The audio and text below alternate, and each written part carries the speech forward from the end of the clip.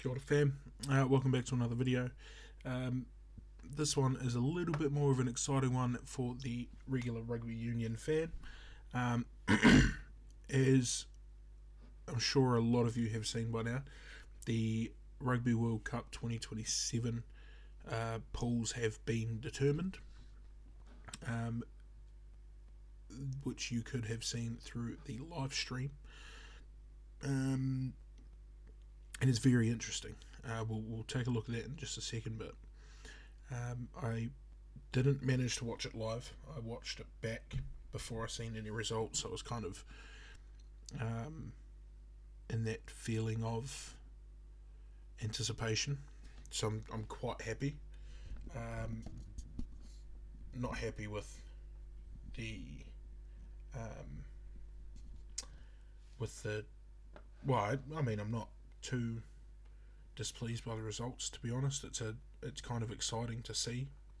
Of course, introducing the first round of 16 format of the finals for the Rugby World Cup, which introduces a few more teams to the potential. But without further ado, I guess, let's go ahead and take a look at the confirmed pools. Alright, and there it is. As you can see, these are all the pools announced. We'll go through them and we'll kind of talk about, I guess, my predictions and what that would mean for the finals. Excuse me. Pool A, we have New Zealand, Australia automatically in Pool A due to being the host nation, Chile, and then Hong Kong, China. Pool B, South Africa, Italy, Georgia, and Romania. Pool C is Argentina, Fiji, Spain, and Canada. Pool D, Ireland, Scotland, Uruguay, and Portugal. Pool E, France, Japan, USA, Samoa, and of course Pool F is England, Wales, Tonga, and Zimbabwe. Look, I think for the most part the winners and runners up are fairly. There may be one group that isn't super certain, but for the most part it's all pretty easily figured out, right? In fact, I'll take it back. So we'll go through it. Okay, first one is New Zealand and Australia are obviously going to be the winners and runners up. I think it'll probably be New Zealand over Australia. There is a big potential for that to be the opening game in Perth, which would set the world rugby scene alight. I think it's potentially the best opening matchup you could possibly have in Australia to open the World Cup, obviously. But I think it will be New Zealand and Australia going through. I potentially would say New Zealand will probably be the ones to do it. South Africa, Italy. I wouldn't be surprised if Georgia makes it in over Italy. Right, Georgia are so dominant. They've just won the European Cup, I believe. Don't quote me on that. Their forward pack is one of the strongest forward packs in the world. Is probably the strongest forward pack in the world. All their players are built like brick S-houses, and it is insanity, right?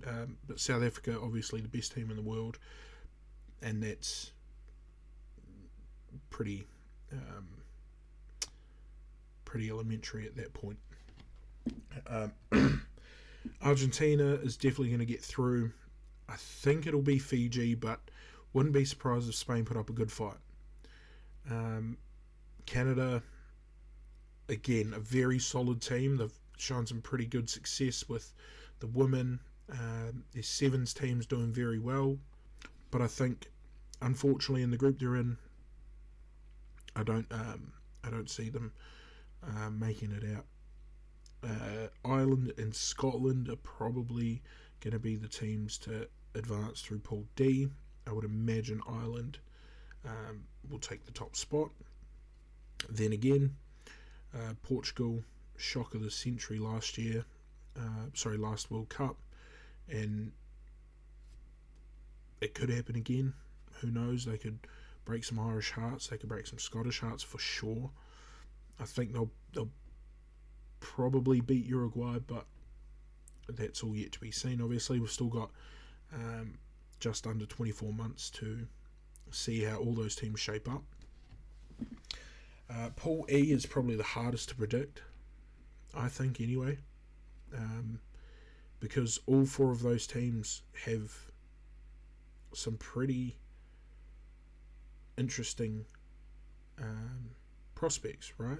France, I think, is the likely winner of that group, but Japan is underdogs. They could beat everyone in that group. Samoa could beat everyone in that group also, and USA have a pretty strong team. Come 2027, I think they'll have a lot of their 7 stars in that squad, and we all know how fast they are, and we all know how athletically gifted they are, and that could be a problem for some of those teams in that group.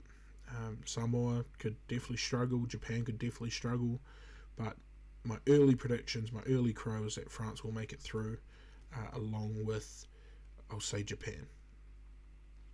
Moving on to Group F, another tough one to predict. Not so much the winner of the group, but the runner-up would be very, very tough to predict, I think, personally. My guess is England, obviously, are going to go out on top, and my prediction is going to be Tonga beat Wales and thus advance into that group stage. But with the round of 16 being introduced, that then brings me to who I think will make it through to via what they're calling the best of groups, or best of third, and we'll have a quick look at that. Okay, so this is how the tournament bracket will fare out. So if you can't quite see, I do apologise, but hopefully for the most part you should be able to see what is where. But what this now means is it's going to be a very interesting set of quarterfinals, right? I think the unfortunate thing that we will be seeing here is, as you can see, Pool A, the Pool A winner will go up against the Pool C, E, and F best third. So if I'm making early predictions, excuse me, early crows, I will run down who I think will be in each of the groups from the best of my knowledge, I guess.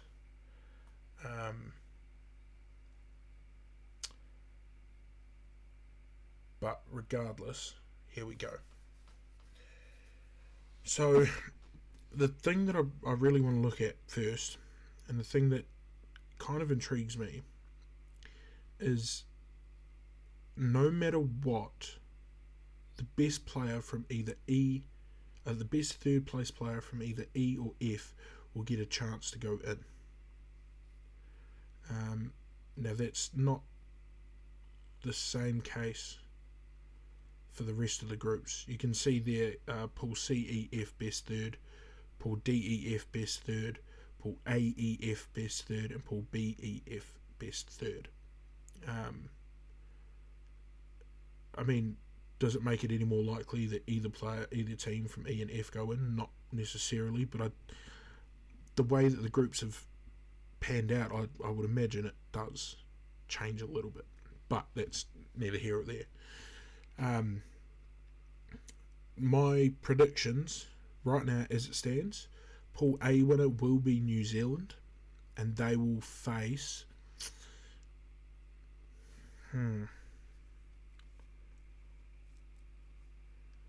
I'm going to say they will face Samoa. I'm going to say they face Samoa. The Pool B winner will be South Africa, and I will say they face Tonga. It's either going to be Tonga or Uruguay. I'll say Tonga. I'll say Tonga is probably the best in that second lot of groups. Pool C runner-up is likely to be Fiji. Will face Pool F runner-up, which is likely to be Wales. Then you've got Pool E winner, which is likely to be France. Faces Pool D runner-up, which is likely to be Scotland, in my opinion. Bear in mind, these are all my opinions. So what that means for that side, anyway, is the first quarterfinal matchup will be New Zealand versus South Africa if we play off logic and what should happen, which is crazy to me, right? Not saying they should, but I think New Zealand would be better off just losing to Australia and winning their other two games and going into the other side of the bracket to set them up for the final. But as it stands right now, we are likely to see either South Africa or New Zealand be knocked out in the quarterfinals. But regardless, then the right side of the bracket that you can see on the screen there, Pool A runner-up, which is likely to be Australia in my opinion, faces the Pool E runner-up, which is, again, a really tough one, right? It's either Samoa or Japan, but I'm going to say Japan because I've already said Samoa for the other side.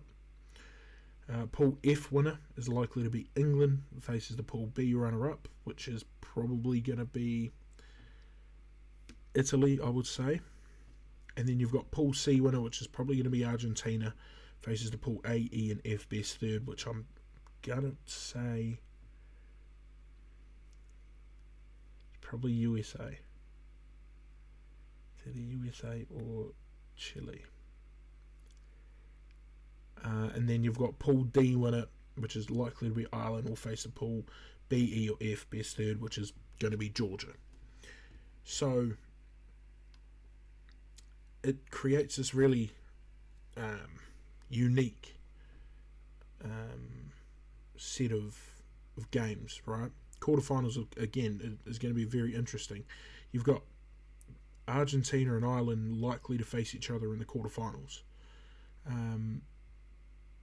I mean, as it stands, I can't see any of the teams that I listed in the Pool AEF or BEF best third beating Argentina or Ireland. I mean, in 24 months' time, we could look back at this and say I was completely wrong. Argentina didn't win Pool C, Fiji did, or we could look at it and say Scotland got one over on Ireland and they didn't win Pool C, so they're on the other side. But at this stage, who knows? I mean, I could say the same for New Zealand, Australia, South Africa, Italy. Italy have done crazier things, but unless they have a substantial drop-off in the next 24 months, I don't see South Africa losing their group. And being a Kiwi, I don't see New Zealand losing to Australia. Unless something drastic changes and Australia go on for the next 12 to 18 months, just increasing their games and being much better, and they have a better pool of players coming through just before the World Cup, because anything can happen, right? Anything is possible. That's the beauty of having it happen, of having all this start playing out 24 months before the World Cup. But yeah, look, it's a little bit frustrating if you're an overall rugby union fan, I think, anyway, is you've got all these huge matchups happening in the quarterfinals, which over time essentially just brings in a slightly more predictable semi-final, which then potentially sets up for a really good final or a really good bronze final, but then again, it might not, it might just go off on merit. You've got two groups there that have you've two round of 16 bracket games, that are both runner-ups versus runner-ups. You've got C runner-up and F runner-up, which I think I said would be Fiji versus Wales, versus against each other, and then you've got Pool A and Pool E runner-ups going against each other, which I said was likely to be Australia and Japan, right? Which doesn't make sense to me. But then again, World Rugby want to bring in this interest to teams that perform very well but don't quite do as good as the likes of Argentina, Ireland, New Zealand, South Africa, France, England. And that's okay. It brings in more interest both worldwide, and I think it brings in more interest for the regular rugby union supporter. But it's all going to be a very big change. Obviously, it brings in an extra game post round robin, and thus brings in that extra potential of, do we see bigger squads being named, or do we see more of a change to benches? Do we see more of a things like do we see more 7-2 splits, like South Africa have been doing for years now, just to save energy for players for later games, so they can confirm themselves a better team for the round of 16, which then leads to the quarterfinals, which then leads to the semis, then the finals.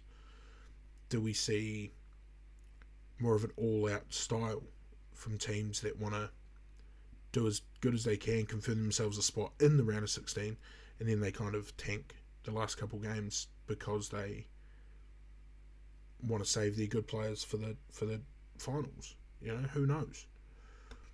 I mean, personally, I think it's an interesting call. I think it kind of sets up a weird dynamic, and there's a part of me that's kind of excited, looking forward to how teams are going to adapt to the extra game in the finals. Some teams won't adapt at all because they've never experienced it. But I know teams like Ireland, South Africa, New Zealand, Australia, France, England, Argentina, they're all going to have to adapt and plan out their finals charges a little bit differently to how they normally would for a World Cup. We might see Ireland make a semi-final because they've planned it better, or might see an upset because the round of 16 has been introduced, which gives another team another chance to kind of push their hardest and beat a favourite, or beat one of the favourites of the tournament. But I think it creates a very weird precedent. It'll be interesting to see. Obviously, it's never been seen in the Rugby World Cup before, but it's yet to be discovered if it's beneficial, and we won't find that out for another 2 years, and that's okay. I think it leaves fans wondering, which at the end of the day is a big thing. It makes fans wonder if it's going to work. It make fans wonder if it's going to be for, if it's going to benefit teams, if it's going to let teams down, if it's going to shock teams, anything like that. And that puts eyes on the product at the end of the day. And it's a very good call from World Rugby, and I think they've probably made the right decision in their heads. And who knows? In 2 years' time, we could be looking back at this and say they made the right decision. So I guess we'll see how it all plays out. And I'm very excited for the Rugby World Cup. I'm going to try and get to a game for sure, at least one. It's only across a ditch, and I've got to try and do it, right? Regardless, I guess we'll see how it all plays out. Look, thank you very much for watching this video, guys. If you did enjoy it, please remember to leave a like. If you disliked it, double tap that dislike button just so I know you did. And remember to hit that subscribe button, turn that bell notification on. You'll get notified every time I upload. What did you think of the World Cup draw?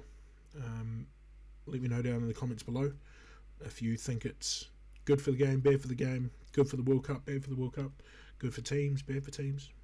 Whatever your opinion is, please do feel free to have your say. Just go ahead and leave it in the comments down below. Once again, guys, thank you very much for watching. I'll see you in the next one. Peace.